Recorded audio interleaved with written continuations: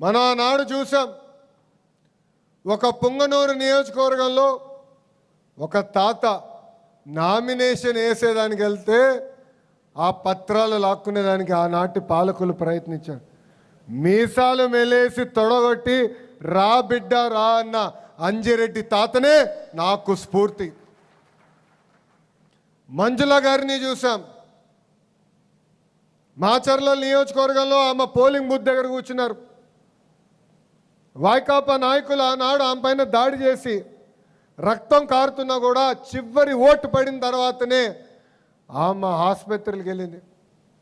పక్కనే విజయవాడలో చూసాం, కొంతమంది రౌడీలు మన గాంధీ గారి పైన దాడి చేసి ఆయన కంటి చూపు పోయినా జై తెలుగుదేశం అని నిలబడ్డారు.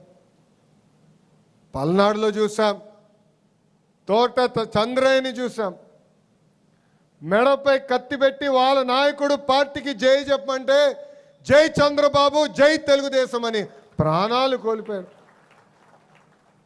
ఇది మనందరం గుర్తుపెట్టుకోవాల్సిన అవసరం ఉంది. మడమ తిప్పుతాం, మాట మార్చుతాం, మన బ్లడ్లోనే లేదు.